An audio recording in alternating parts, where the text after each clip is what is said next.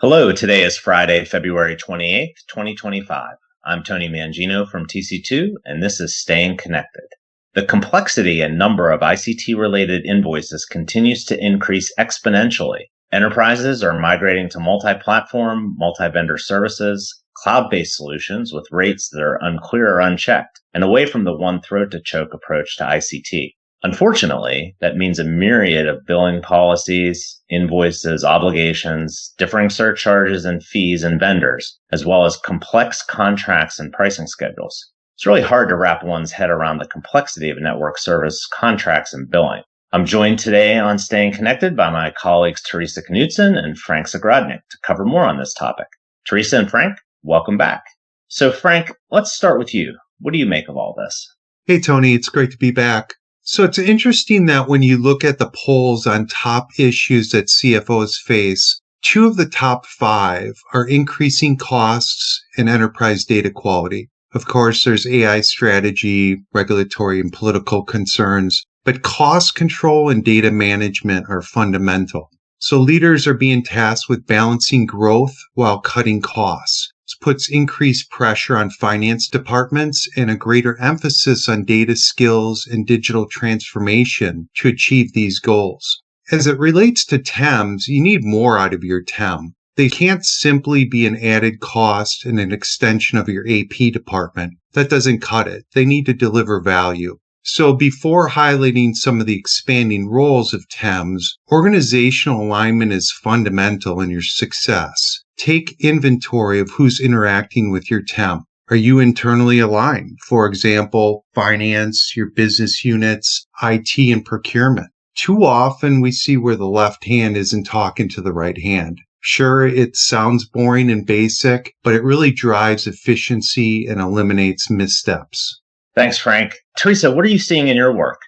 Well, it's really all about the cloud. Cloud spending is growing, and it comes with contracts and invoices that are incredibly complex, which you noted at the beginning. And traditional TEM companies, like the Secons, the CAS, the Caleros, they're expanding their offerings to include cloud expense management. But there's also new players in this space that are emerging. So when you're looking at cloud cost or cloud cost management support, I suggest having suppliers do demos so you can see what their tools do. And you could also consider doing a 3-month trial where you give them a few months of your invoices. They load that data into their platform so you can see firsthand how the platform works. And I would suggest if you're talking to your incumbent TEM about their capabilities, that you also talk to one of the specialist cloud expense management companies out there. And as a matter of fact, I'm doing a session next week with Cloud Zero so I can see more about their platform and what it can do.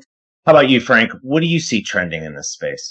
So, of course, mobility continues to be hot and it's evolving, right? So machine to machine, fixed wireless, and the device upgrade cycles are driving an added frontier for TEMs and corporations to manage. Equipment provisioning is one of those areas that drives increased costs and the need for alignment. Your TEM needs to be intimately familiar with the promotions that are available from your wireless suppliers and the specific terms of those promotions. Pricing will vary based on the selected term and can vary substantially. So when orders are submitted, if the wrong term is selected, the intended promotional pricing never hits your invoice and you end up paying full list rates. Also, keep a close eye on your total equipment charges that come through your invoices. A couple other considerations on mobility to take into account is device features like insurance and cloud storage. These added features drive added costs and can add up rapidly and may be unnecessary or even out of policy for your organization. So again, who is responsible for that communication to your TEM? Do you get monthly reporting that aligns to your policy and highlights these key aspects? You need to be able to answer that. Thanks, Frank. Teresa, what are you seeing that's new or on the horizon for TEMs? Well, this isn't new, but it's expanding dramatically this year, is that TEMs really want to be involved with wireline provisioning, meaning they want to manage that process end to end for you from quoting to order placement. And this expansion of service really creates an entirely new contracting requirement framework, meaning you have to define what a MACD is, you need to have pricing and related SLAs, you need to define what's a project or a bulk MACD order. And so there's other requirements too. Would you want the TEMs to be involved with your supplier meetings where you talk about the status of various initiatives? So I think the biggest thing, and I think it's a good thing because the TEMs will say if we're involved in provisioning, the inventory will be more accurate. But I think the biggest concern comes, what happens if a TEM who is responsible for placing your orders entirely misses a disconnect? Are they 100% responsible for the cost of that service because they missed the disconnect, or are they only just assess the SLA penalty? And if you think about it, if they miss a disconnect on one of your large circuits, this could be many thousands of dollars a month. So there's some key considerations on the provisioning front to be aware of. Yeah, it's a really interesting dynamic you just described, Teresa. So, Frank, let's bring this back to basics. What are some foundational requirements for your TEM solution? Yeah, so I touched on organizational alignment, but as you stated, don't overlook some of the basics. Are your payment terms properly reflected on your account? Do you have late payment fees? Why? Are root causes being identified by your TEM? Do you have an SLA or SLO with your TEM on billing resolutions? So we've seen where misapplication of payments or duplicate payments drive credit balances or late fees. This should be an item that you review quarterly with your TEM, one of the many. Additionally, are there reports you receive from your TEM? Are they meaningful? Do you have the right information, or do they need to be customized to highlight your focus or even consider historical pain points? Do you receive reporting that consolidates multiple billing platforms and actually enables you to understand your inventory? Who's validating your site addresses and services? How is that reported out to your organization? Are there any other uncommon items to be aware of?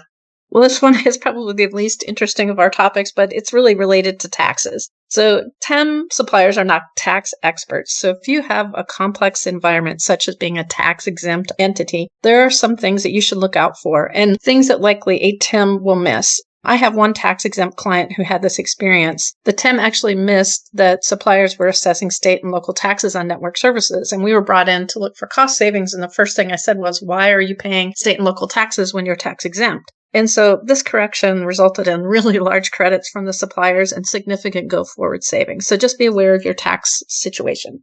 Yeah, and to further that, Teresa, don't lose sight of your supplier imposed surcharges and fees. These can also vary greatly across suppliers. At the end of the day, these drive increased costs and need to be considered not only in RFP and negotiations, but reviewed and understood from your TEM reporting on a monthly and quarterly basis. Verizon Wireless's economic adjustment charge, or EAC, this fee started out at $2.20 per smartphone per month in 2022. Fast forward, now it's $3.97 per smartphone per month. And there's no cap on how much this can increase. So these increases oftentimes go unnoticed because they're masked in invoices and billing as other charges and credits. And as we've seen, these fees frequently increase and should be part of your reporting. They can total and quickly become significant costs to the tunes of hundreds of thousands of dollars per year. So your TEM should highlight these and also any new charges that appear on your invoice.